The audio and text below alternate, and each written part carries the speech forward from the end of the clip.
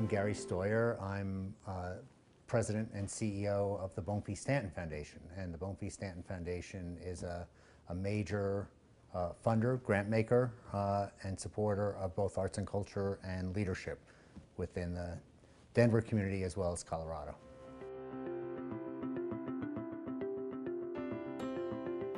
Denver is at a really exciting point in time right now.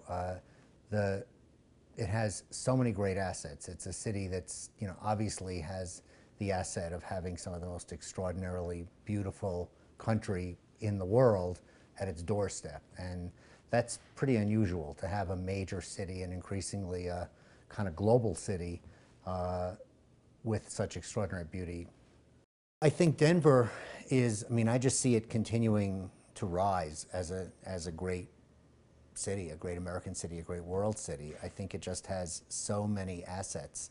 I think it has this spirit of innovation and creativity. It has this sense of kind of innovation that cuts across different areas. So you have sort of tech people and artists and food people all kind of connected to one another and working with one another.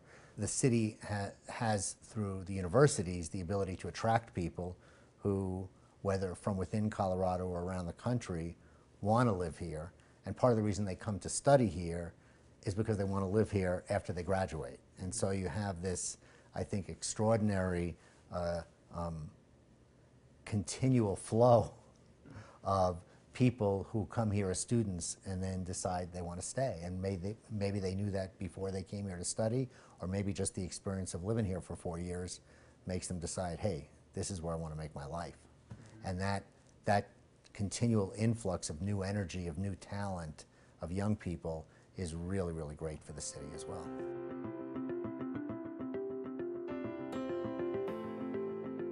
It's a city that does have a great history, and the history is still evident. If you're in the downtown area, you have places like the Brown Palace, that are just steeped in history. A lot of what's been happening in Lodo is a combination of conversion of old,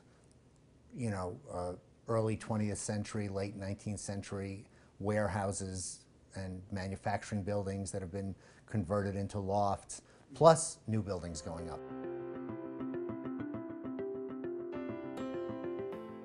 In terms of great things about the city right now and kind of where it is, are the real growing cultural neighborhoods and neighborhoods that bring together artists and people who have been in that community for decades, the local culture of that neighborhood, places like the Santa Fe Arts District, what's been happening in Five Points, and the Rhino District.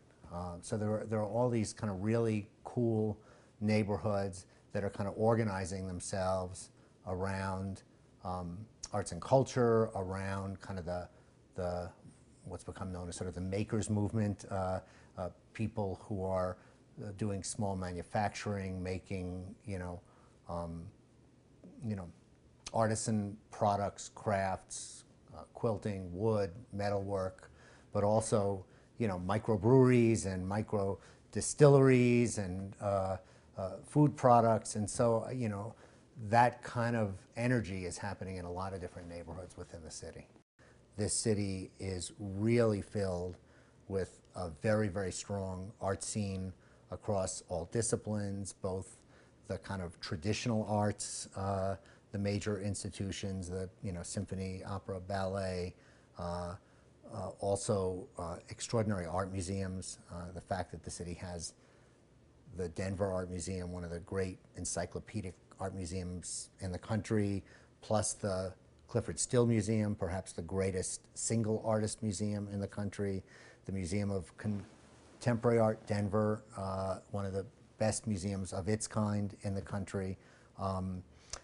Not to mention all of the smaller institutions. Those are just kind of the big guys. But then all of these small dance companies, theater companies, working artists, visual artists, places like Wonderbound Dance Company and Redline, and just really fantastic work happening in all neighborhoods throughout the city, culturally specific organizations like Museo de las Americas, Su Teatro, the Dragon Boat Festival. I mean, there's just, the city is filled with this extraordinary array of both arts organizations and artists, and I think it's a huge asset for the city.